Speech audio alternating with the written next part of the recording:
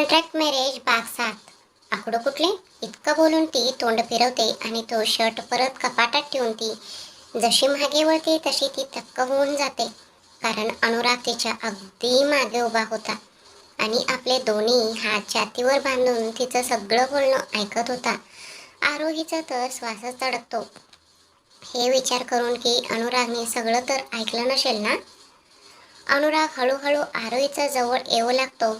त्याला आपल्या दिशेने येताना पाहून आरोही आपली पावले मागे घेऊ लागते. अनुराग सतत पुढे सरकत होता आणि आरोही मागे जात होती. चालता चालता ती सोप्याला धडकते आणि तिचा तोल जाऊन ती पडणार इतक्यात अनुराग आपला हात पुढे करतो आणि तिच्या कमरेत हात घालून तिला आपल्याकडे खेचतो. तो तिला खाली पडण्यापासून वाचवतो. आता दोघंही एकमेकांच्या इतके जवळ आले होते की दोघांचे श्वास एकमेकांना स्पर्श करत होते. पडण्याच्या भीतीने आरोहीचे श्वास वेगाने चालले होते. दुसरीकडे अनुरागची नजर फक्त तिच्या तरतरणाऱ्या गुलाबी ओठांवर होती. त्या ओठांना पाहताच अनुरागच्या मनात कालवाकालव होऊ लागली आणि तिचे स्वतःवरचे नियंत्रण सुटू लागले. तो हळूहळू तिच्या ओठांच्या दिशेने झुकू लागला. पण तेव्हाच त्याच्या फोनची रिंग वाजली आणि तो बाणावर आला. त्याने आरोहीला सरळ उभा केलं आणि म्हटलं, तू कोणतंच काम नीट करू शकत नाहीस का? बघतेस काय? नेहमी पडत धडपडत असतेस. आता लागलं असतं ना. इतकं बोलून त्याने आपला फोन उचलला आणि म्हणाला, हो मी बस फाईल घेऊन निघतोच आहे. ओके 2 मिनिट थांब, मी येतोच. इतकं बोलून त्याने कॉल कट केला आणि तो स्टडी रूममधून फाईल आणायला निघून गेला.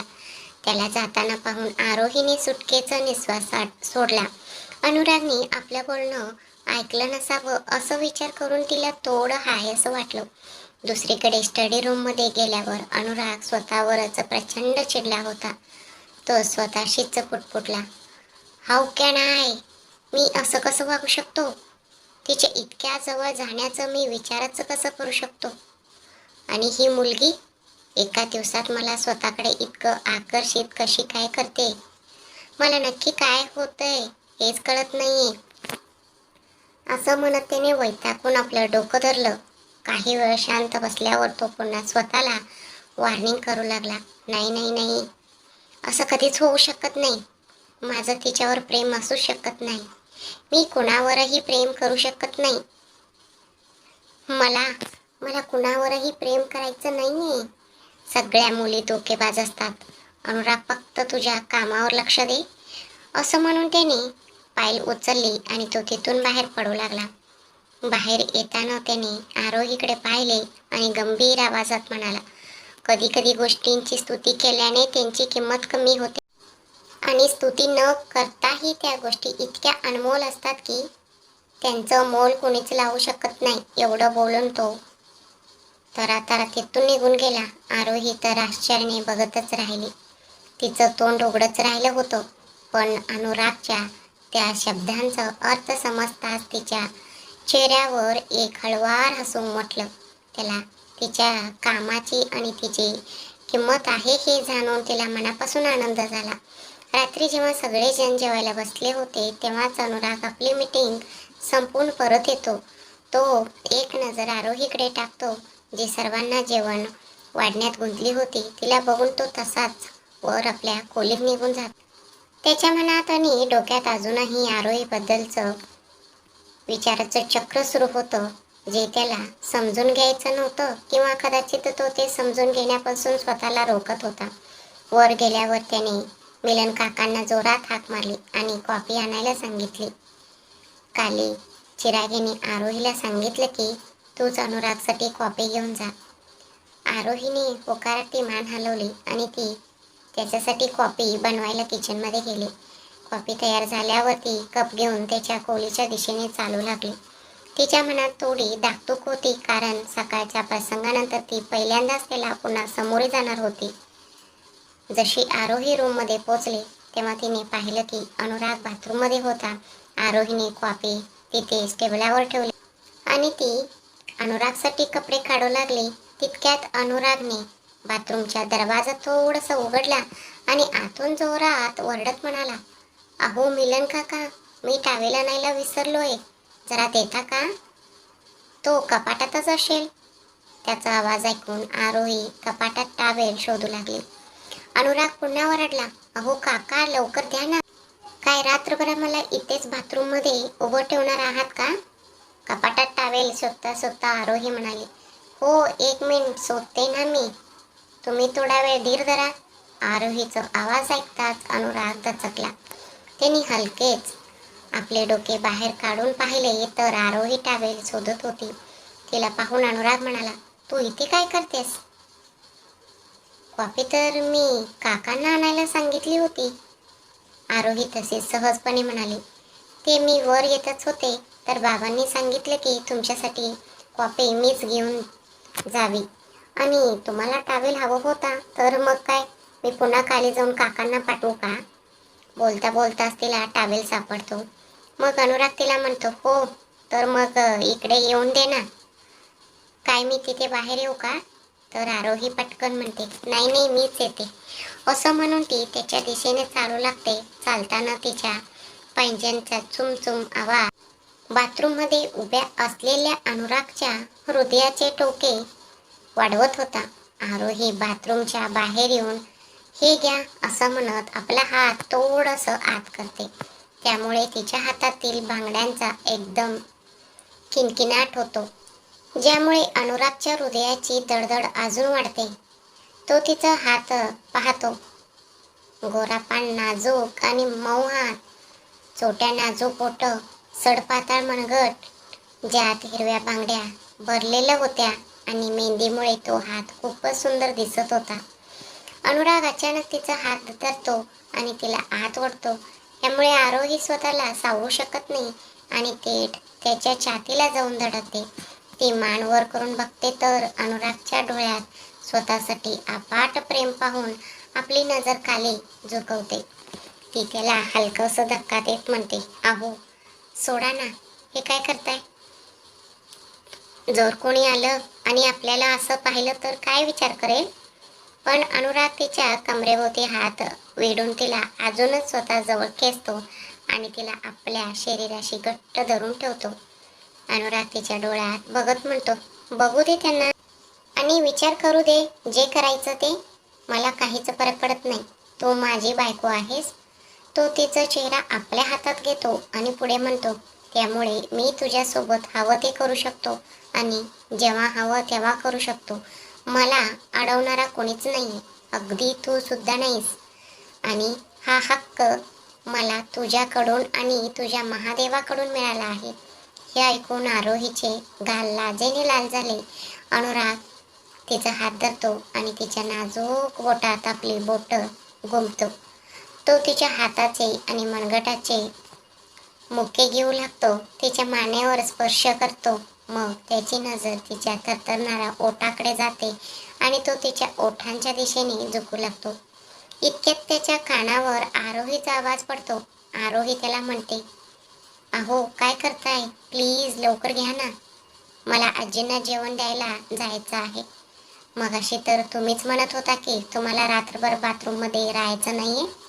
मग आता काय तिथेच झोपलात की काय? जर तुम्ही आता टावेल घेतला नाही तर मी तो परत कपाटात ठेवून देईन. मग राहा रात्रभर तिथेच. आरोहीचा आवाज ऐकून अनुराग भानावर येतो. तो पाहतो तर तिथे असं काहीच घडलं नव्हतं जे तो आतापर्यंत विचार करत होता. आरोही अजूनही दरवाजाच्या बाहेरच उभी होती आणि तिचा टावेल घेतलेला हात फक्त आत होता. ह्याचा अर्थ स्पष्ट होता की हे सर्व काही अनुरागचं निव्वळ स्वप्न होतं. मग पटकन तो टावेल हातात घेतला आणि आरोही रूममधून बाहेर गेली. थोड्या वेळानंतर अनुराग खाली आला आणि आपल्या खुर्चीवर बसला. आरोही त्याला जेवण वाढू लागले. तेव्हा अनुराग चिराग आणि दिव्याकडे बघत म्हणाला, मॉम डॅड, मला तुम्हाला काहीतरी सांगायचे आहे. त्याचे बोलणे ऐकून दिव्या आणि चिराग त्याच्याकडे पाहू लागले. अनुराग त्यांना उद्देशून म्हणाला, डॅड, तुम्हाला तर माहीतच आहे की 2 आठवड्यांपूर्वी बेंगळुरूहून डेव्हिड अंकलचा फोन आला होता. आता तिथले क्लायंट्स आपल्याशी डील करायला इच्छुक आहेत. 4 दिवसानंतर त्याचे प्रेझेंटेशन आहे, म्हणूनच मला 2 दिवसानंतरच बेंगळूरला निघावे लागेल. मला आशा आहे की तुम्ही हे समजून घ्याल. त्याचे बेंगळूरला जाण्याचे बोलणे ऐकून आरोही, जी त्याच्या वाटीत भाजी वाढत होती, तिचे हात जागीच थांबले. पण लगेचच स्वतःला सावरून ती सामान्यपणे जेवण वाढू लागली.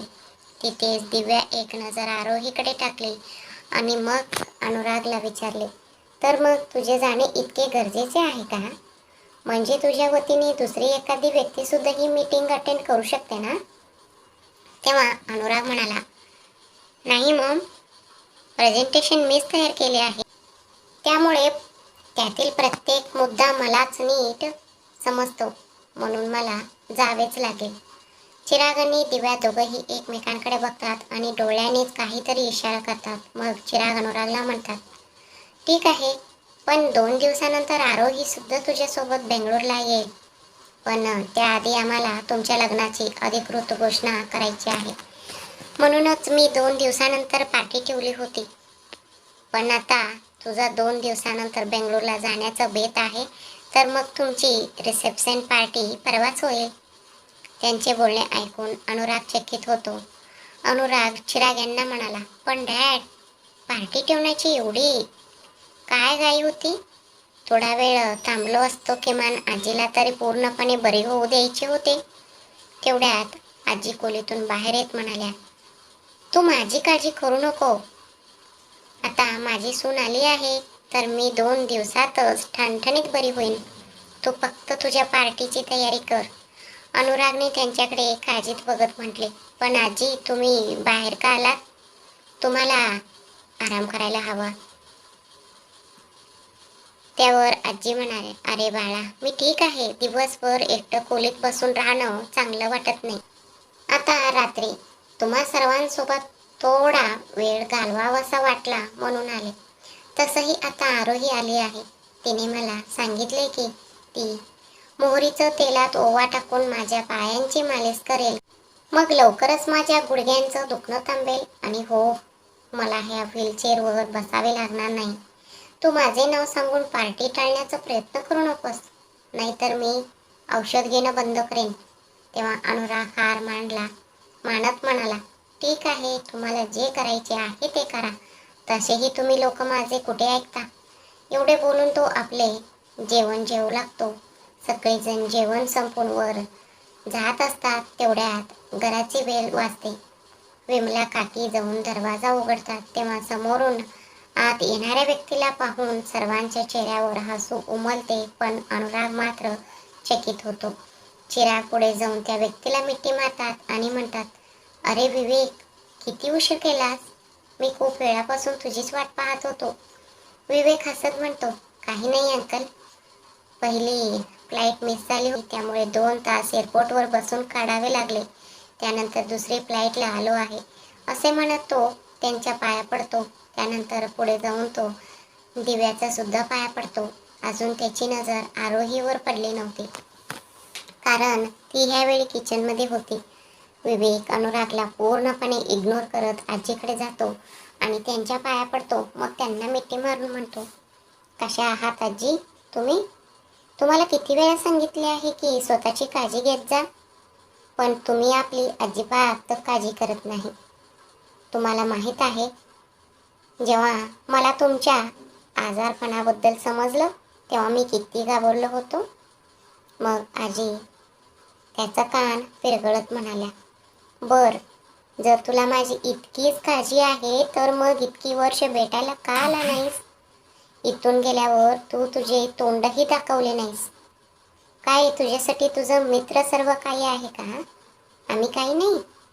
तू नाराज तर त्याच्यावर होतास, मग आमच्याशी का तोंड फिरवलंस? तेव्हा विवेकने एक नजर अनुरागकडे टाकले, जो ओल्या डोळ्यांनी त्याच्याकडे पाहत होता. अनुरागवर टोमणा मारत विवेक म्हणाला, काय करू आजी, काही लोकांना मी माझं सर्व काही मानत होतो, पण कदाचित त्या लोकांना त्यांचं प्रेम जास्त प्रिय होतं, म्हणून त्यांना आपला मित्र चुकीचं वाटू लागला. म्हणूनच माझं मन खूप तुटलं होतं. इथे राहावंसंच वाटत नव्हतं, म्हणून इथून जाणं मला योग्य वाटलं. पण आता तुम्ही काळजी करू नका. आता मी तुम्हाला सोडून कुठेही जाणार नाही. मग कोणी माझ्यावर रुसो किंवा मला चुकीचं समजो. चिराग आणि दिव्या त्याचं बोलण्याचा अर्थ चांगल्या प्रकारे समजत होता.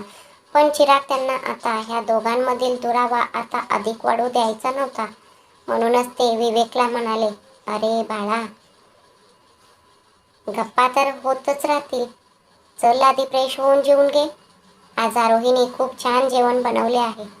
थांब, मी तुझी आरोहीशी ओळख करून देतो.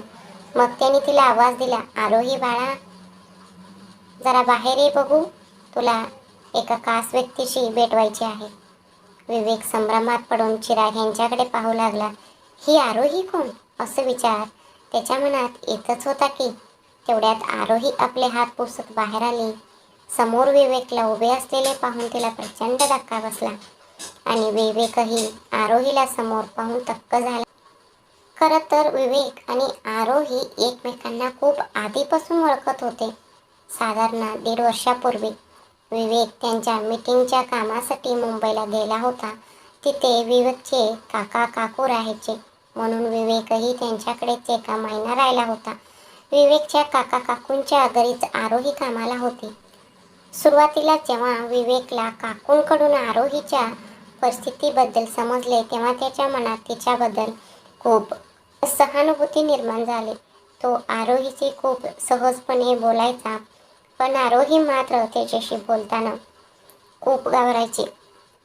तिला अनोळखी व्यक्तीशी बोलताना नेहमीच भीती वाटायची आणि ही गोष्ट विवेकसुद्धा चांगल्या प्रकारे समजून होता. विवेकसाठी ती स्वतःच्या बहिणीसारखीच होती.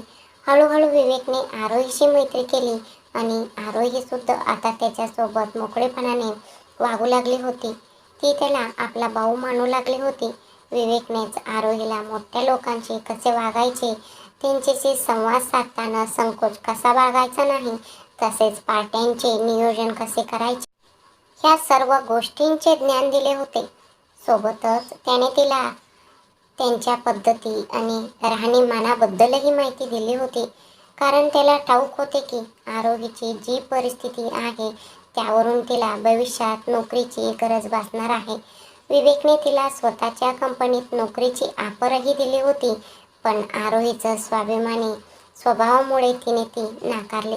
त्यानंतर विवेकने तिला ह्या सर्व गोष्टी शिकवल्या आणि आरोहीच्या हुशारपणामुळे ती लवकर शिकली सुद्धा. ह्याच शिक्षणामुळे आरोही नेहमी अनुरागच्या पुढे राहिली आणि त्याच्यावर मात करत आली होती. विवेक जेव्हा न्यूयॉर्कला परत जात होता तेव्हा आरोहीने त्याच्या हातावर राखीही बांधली होती. विवेकच्या काकूंच्या घरी काम करत असताना आरोही अनेकदा फोनवर विवेकशी बोलायची, पण अचानक आईच्या निधनामुळे जेव्हा ती दिल्लीला आली तेव्हा तिचे आयुष्य पूर्णपणे विस्कळीत झाले. त्यामुळे ना ती विवेकशी बोलू शकली, ना विवेकच्या काकूंना सांगून नोकरी सोडू शकली. तिच्याकडे विवेकचा नंबरही नव्हता. त्यामुळे गेल्या 3-4 महिन्यापासून विवेकशी असलेला तिचा संपूर्ण संपर्क तुटला होता. पण आज विवेकला आपल्यासमोर उभे असलेले पाहून आरोही आनंदाने विवेक दादा अशी म्हणत त्याच्या गळ्यात पडली. विवेक सुद्धा तिला पाहून खूप आनंदी झाला होता. त्यामुळे त्यानेही तिला मिठी मारली. तो तक्रार करत म्हणाला, वेडी मुलगी, काही अडचण होती तर एकदा सांगायचं तर खरं. ते सगळं काही सोडून इथे निघून आलीस. तुला माहीत आहे काकू किती काळजीत होत्या. आणि जेव्हा मी तुझ्या घरी गेलो तेव्हा समजलं की तू दिल्लीला गेली आहेस. इथे आल्यावरही माझ्याशी एकदाही बोलली नाहीस. मी तुझ्यावर खूप रागवलो आहे, असं म्हणत त्याने तिच्या डोक्यावर प्रेमाने हलकीशी ताप मारली. त्यावर आरोही आपले कान पकडत म्हणाले, सॉरी दादा, पण त्यावेळी आईचं जाण्यानंतर मला काही सुचलंच नाही आणि तुझा नंबरही माझ्याकडे नव्हता. मग मी तुझ्याशी संपर्क कसा साधणार. तिथे उपस्थित असलेले सर्व लोक आश्चर्याने त्यांच्याकडे पाहत होते की हे दोघे एकमेकांना कसे ओळखतात. दुसरीकडे अनुरागला तर काही समजत नव्हते की विवेक आणि आरोही एकमेकांना कसे काय ओळखतात. तेव्हाच चिराग त्या दोघांकडे पाहत म्हणाले, तुम्ही दोघे एकमेकांना ओळखता का. त्यावर आरोही काही वेळासाठी शांत झाली आणि तिने आपली नजर खाली झुकवली. आपल्या भूतकाळाबद्दल चिराग यांना कसं सांगावं हे तिला समजत नव्हतं. तिची ही मनस्थिती ओळखून विवेक चिराग यांना म्हणाला, हो अंकल, मी साधारण 1 वर्षापूर्वी मुंबईला एका बैठकीसाठी गेलो होतो. तिथेच माझी आरोहीशी भेट झाली आणि त्यानंतर आमच्यात भाऊ बहिणीचं एक खूप सुंदर नातं तयार झालं. त्यावर चिराग आनंदी होत म्हणाले, अरे वा, ही तर खूपच चांगली गोष्ट आहे की. तुम्ही दोघे एकमेकांना आधीपासूनच ओळखता? आणि विवेक, तुला हे जाणून खूप आनंद होईल की तुझी बहीणच तुझ्या सर्वात चांगल्या मित्राची बायको आहे. चिराग, जसे आरोहीला अनुरागची बायको म्हणून सांगतात, त्यांची ती गोष्ट ऐकून विवेकला प्रचंड धक्का बसतो आणि तो थक्क होतो आणि तो अनुरागकडे पाहतो, जो शांतपणे चिराग यांचे बोलणे ऐकून वर छताच्या दिशेने जात होता. तिथेच विवेकने आरोहीकडे पाहत हसून म्हटले, आरो यार, मला खूप तहान लागली आहे. एक ग्लास पाणी तर आणून दे. त्यावर आरोही हसून म्हणाले, आत्ता आणते दादा, असं म्हणून ते स्वयंपाकघरात निघून गेले. तितक्यात विवेक चिराग यांच्या दिशेने वळला आणि म्हणाला, पण अंकल, त्याचं लग्न तर बेलासोबत होणार होतं ना? मग आरोहीसोबत कसं आणि कधी झालं? चिरागीने त्याच्या खांद्यावर हात ठेवत म्हटले, तू त्या दिवशी रागाच्या भरात सगळं काही सोडून निघून गेलास विवेक. त्यानंतर तू इथली कोणतीच बातमी घेतली नाहीस. मी सुद्धा तुला काही सांगितलं नाही, कारण मला वाटत होतं की आधी तू तिथे स्थिरावं. पण तुझ्या गेल्यानंतर इथे खूप काही असं घडलं ज्याचा कदाचित कोणी विचारही केला नव्हता. त्यामुळे आता तू आधी जीवन घे, आपण नंतर बोलूया. विवेकने होकारार्थी मान हलवली. काही वेळानंतर विवेक जेवण करून चिराग यांच्या खोलीत पोचतो. चिराग त्याला बसायला सांगतात आणि स्वतःही त्याच्या समोर हसत म्हणतात, तुला तर माहीतच आहे की बेला त्याला आधीपासूनच फसवत होती, ज्यावरून तुम्हा दोघांमध्ये भांडणही झालं होतं. पण त्यानंतर लग्नाच्या वेळी तिने अनुरागलाही दगा दिला. त्यामुळे आपल्या कुटुंबाची नाचक्की होता होता राहिली. मी खूप कष्टाने मीडियावाल्यांना ही बातमी बाहेर पसरवण्यापासून थांबवलं होतं. त्या मुलीने आपल्याला समाजात तोंड दाखवायला जागा ठेवली नव्हती. अनुराग सुद्धा तिच्या ह्या धोक्यामुळे वाईट रीतीने तो पूर्णपणे खचला होता. पण त्यापेक्षा जास्त त्याला स्वतःचाच तिरस्कार वाटू लागला होता, कारण त्याने त्या मुलीवर विश्वास ठेवून तुझ्याशी चुकीचे वर्तन केले आणि तुझ्यावर विश्वास ठेवला नाही. तो स्वतःला तुझा गुन्हेगार समजू लागला होता. म्हणूनच तो आम्हा सर्वांपासून दूर निघून गेला. लंडनमध्ये राहून त्याने आपल्या कंपनीची प्रगती केली. खरं सांगायचं तर अनुरागच्या मुलींवरून विश्वासच उडाला आहे. तो सर्व मुलींना फसव्या आणि मतलबी समजतो, कदाचित आरोहीला सुद्धा. म्हणूनच मी तुला इथे बोलावले आहे, जेणेकरून तू त्याच्यामधील आणि तुझ्यामधील अंतर संपवू शकशील. अनुरागलाही समजावून सांगू शकशील की त्याने आपल्या आयुष्यात पुढे जावे. तसेही ज्या मुलीमुळे हे सर्व घडले ती इथून खूप दूर स्वतःचा आनंद साजरा करत असेल, मग तुम्ही लोक का दुःखी राहता? सर्व काही विसरून एक नवीन सुरुवात नाही का करू शकत? विवेक त्यांचे बोलणे खूप चांगल्या प्रकारे ऐकत आणि समजून घेत होता. त्यानंतर तो चिराग यांना म्हणाला, मी अनुरागशी बोलू शकतो का? माझ्या एकट्याने अंतर संपवण्याने काही होणार नाही. जर तो स्वतः पुढे जाऊ इच्छित नसेल तर ह्यामध्ये मी काहीच करू शकत नाही. हो, पण मी आरोहीचे आयुष्य उद्ध्वस्त होऊ देणार नाही. जर अनुराग तिच्यासोबत पुढे जात नसेल तर मी तिला माझ्यासोबत घेऊन जाईन. एवढे बोलून ते तिथून गच्चीच्या दिशेने निघून जातो, जिथे अनुराग गेला होता. वर येऊन पाहतो तर अनुराग एकटक आकाशातील ढगांच्या आड लपलेल्या चंद्राकडे पाहत होता. त्याला पाहताच विवेक आपल्या जुन्या आठवणींमध्ये हरवून जातो, जेव्हा त्या दोघांची मैत्री झाली होती. काही वर्षापूर्वीचं फ्लॅशबॅक. अनुराग आणि विवेक खूप चांगले मित्र होते. विवेकच्या आई वडिलांचं आधीच एका अपघातात मृत्यू झाला होता. त्यामुळे चिराग यांनी विवेकचं सांभाळ करायचे, कारण चिराग आणि विवेकचे बाबा खूप चांगले मित्र होते. साहजिकच अनुराग आणि विवेकची मैत्री ही खूप गडद होती. दोघांनी शाळेचे शिक्षण एकत्रच पूर्ण केले. त्यानंतर कॉलेजमध्येही ते एकत्र शिकले. पण कॉलेजमध्ये असताना अनुरागच्या आयुष्यात बेला आली. विवेकच्या सुरुवातीपासूनच तिच्यावर अजिबात विश्वास नव्हता. तिला पाहताच विवेकला तिच्याबद्दल नकारात्मक भावना जाणवायच्या. तो अनुरागला नेहमी तिच्यापासून दूर राहण्याचा सल्ला द्यायचा. पण अनुराग नेहमी त्याची गोष्ट हसण्यावरी न्यायचा आणि म्हणायचा की तो बेलाबद्दल खूप जास्त विचार करतोय. हळूहळू बेला आणि अनुरागमधील जवळीक वाढत गेली. बेला मुद्दाम अनुरागला विवेकपासून दूर ठेवायची, कारण विवेकला बऱ्याच अशी तिचे सत्य ठाऊक होते. सुरुवातीला बेलाने विवेकलाही आपल्या जाळ्यात ओढण्याचा प्रयत्न केला होता. पण जेव्हा तिला समजले की विवेकपेक्षा अनुराग जास्त श्रीमंत आहे आणि तो कपूर ग्रुप ऑफ इंडस्ट्रीजचा एकमेव वारसदार आहे, तेव्हापासून तिने अनुरागला बुरं घालण्यास सुरुवात केली आणि अनुरागही तिच्या खोट्या प्रेमाच्या जाळ्यात अडकला. जेव्हा त्या दोघांच्या लग्नाची बोलणी सुरू झाली तेव्हा लग्नाच्या काही दिवस आधीच विवेकने बेलाला दुसऱ्या एका मुलासोबत पाहिले.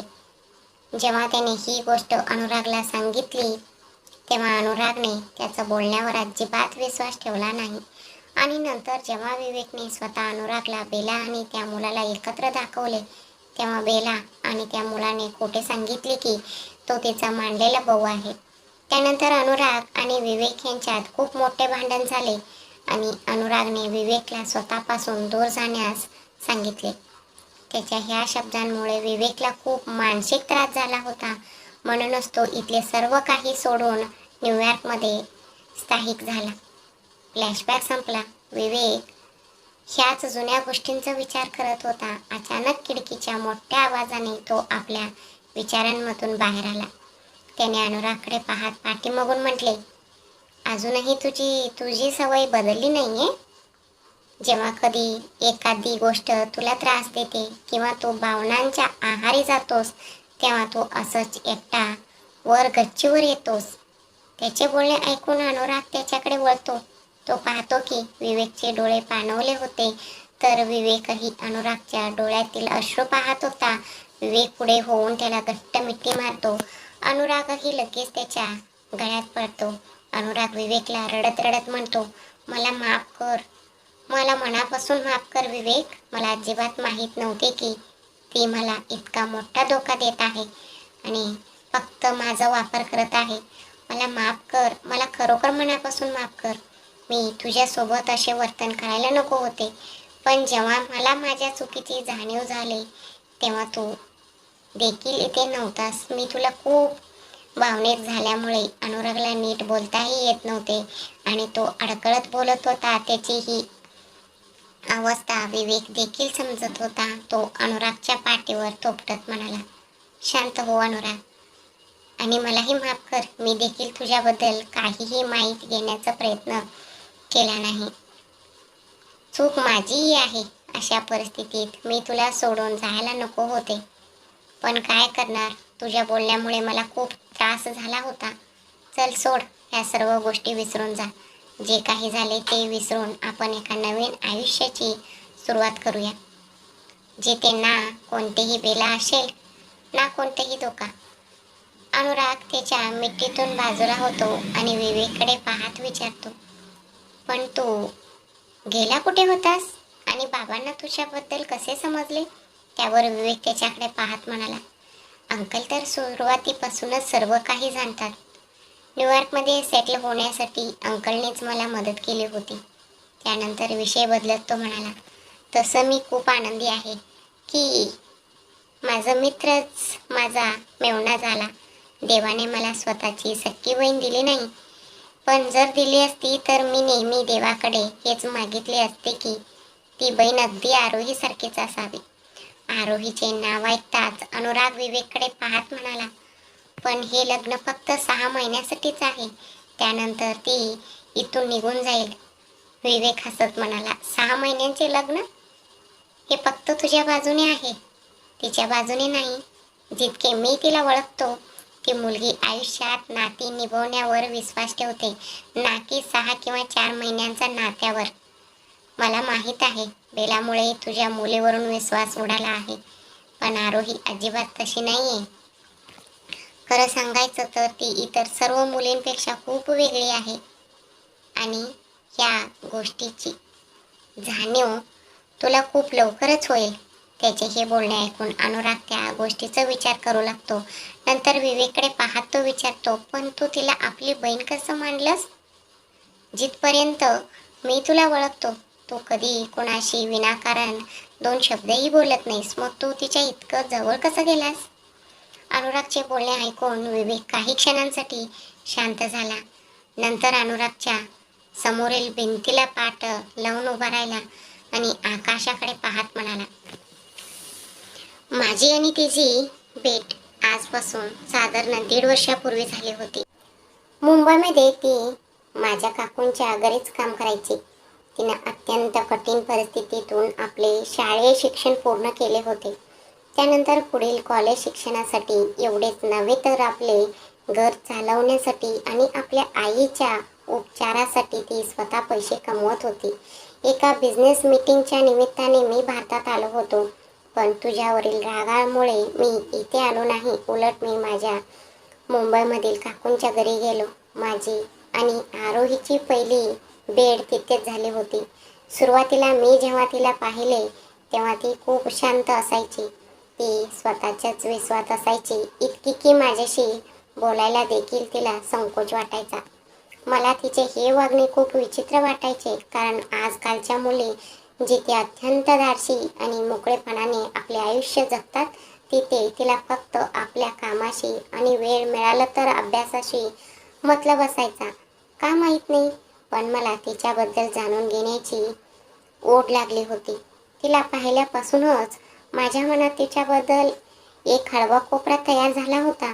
मग मी काकूंना तिच्याबद्दल विचारले आणि त्याने जे सांगितले ते ऐकून मी थक्कच झालो. एवढे बोलून विवेक अनुरागकडे पाहू लागला, जो त्याचे बोलणे अगदी लक्ष देऊन ऐकत होता. काही वेळ विवेक शांत झाला.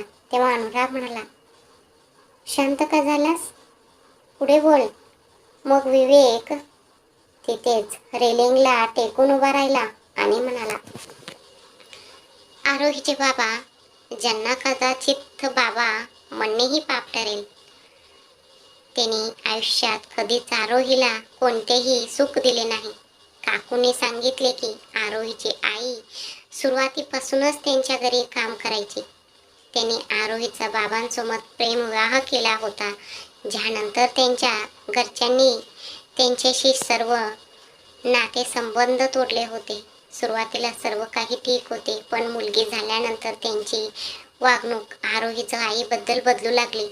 घरात रोज भांडणे होऊ लागली. ते नशेत धुंद होऊन घरी यायचे आणि आरोहीच्या आईला मारहाण करायचे. हळूहळू हा सिलसिला वाढतच गेला आणि जेव्हा आरोहीचा जन्म झाला तेव्हा तर मर्यादाच ओलांडली गेली. त्याने घराबाहेर चैनीचे आयुष्य जगणे आणि परस्त्रियांसोबत संबंध ठेवणे सुरू केले. जर तिच्या आईने काही विचारले तर ते तिला खूप बेदम मारहाण करायचे. म्हणूनच जसे तसे त्याने इकडे तिकडे काम करून आपल्या मुलींना लहानाचे मोठे केले आणि मोठ्या मुलीचे लग्न लावून दिले. पण ह्या लग्नामुळेही तिचे बाबा अजिबात आनंदी नव्हते. म्हणूनच त्यांनी लग्नानंतर आरोहीचं आईला इतके मारले की त्या पायऱ्यांवरून खाली कोसळल्या आणि कायमच्या अपंग होऊन अंथरुणावर झोपल्या. 15 वर्षाची आरोही तरी काय करणार? तिच्या चिमुकल्या कांद्यांवरच घर आणि आईची सर्व जबाबदारी आली. पण म्हणतात ना, संकटे जेवढी जास्त येतात, माणूस तेवढ्याच लवकर परिपक्व आणि समजूतदार बनतो. असेच काहीसे आरोही सोबत घडले. तिने अभ्यासासोबतच लोकांच्या घरी भांडी घासणे, झाडू पोछा करणे सुरू केले. सोबतच स्वतःचे शिक्षणही चालू ठेवले. तिने संकटासमोर कधीही हार मानली नाही. तिच्याबद्दल हे सर्व जाणून घेतल्यानंतर माझे डोळे पाणवले होते. तेव्हापासून माझ्या मनात तिच्याबद्दल जो हळवा कोपरा तयार झाला होता, त्याला मी एका नात्याचे नाव दिले आणि ते होते भाऊ बहिणीचे नाते. त्यानंतर मी हळूहळू आरोहीशी बोलणे सुरू केले. हळूहळू ती माझ्यासोबत मोकळेपणाने वागू लागली. तेव्हा मला समजले की तिच्यामध्ये आत्मविश्वासाची खूप मोठी कमतरता आहे. म्हणूनच मी तिला आत्मविश्वासाने बोलणे, मोठ्या शहरांमध्ये वेगवेगळ्या शैलीत पार्ट्या आयोजित करणे या सर्व गोष्टी शिकवल्या. तुला माहीत आहे, मी तिला नोकरीची ऑफरही दिली होती, पण ती वेडी म्हणाली की तिला कुणाचीही मदतीशिवाय स्वतःच्या कष्टाच्या जोरावर पुढे जायचे आहे. आता बहीण मानले होते तर तिच्या प्रत्येक निर्णयात तिला साथ देणे माझे कर्तव्यच होते ना. म्हणूनच मी पुढे काहीच बोललो नाही. त्यानंतर मी तिथून न्यूयॉर्कला निघून गेलो. पण आरोही सोबत माझे नेहमी फोनवर बोलणे व्हायचे. मात्र 3-4 महिन्यापूर्वी जेव्हा ती इथे आली तेव्हा तिच्याशी माझा संपर्क तुटला. काकूंकडून समजले की तिच्या आईचे निधन झाले आहे. हे ऐकून खूप दुःख झाले, पण तिच्याशी संपर्क होऊ शकला नाही. पण आज मी आनंदी आहे. भलेही ती माझ्यापासून दूर गेली, पण नशिबाने तिला तुझ्यापर्यंत आणले. म्हणूनच मी तुला सांगतोय की माझी आरोही तर मुलींपेक्षा पूर्णपणे वेगळी आहे. ती इतकी गोड आहे की कोणालाही तिच्या प्रेमात पडायला वेळ लागणार नाही. विवेकचे बोलणे ऐकून आणि आरोहीचं भूतकाळाबद्दल जाणून घेतल्यावर अनुरागच्या डोळ्यातून अश्रू वाहू लागले. त्याच्या हाताच्या मुठी आवळल्या गेल्या होत्या आणि डोळ्यात प्रचंड राग होता. तो मनातल्या मनात विचार करत होता, कसा एखादा माणूस स्वतःच्या मुलीचा इतका तिरस्कार करू शकतो, ते सुद्धा केवळ मुलगा आणि मुलगी अशा भेदभावामुळे. आजही आपल्या समाजात माणसे असं विचार कसं काय करू शकतात. पण आपण प्रत्येकाचा विचार तर बदलू शकत नाही, फक्त आपल्याकडूनच पुढाकार घेऊ शकतो.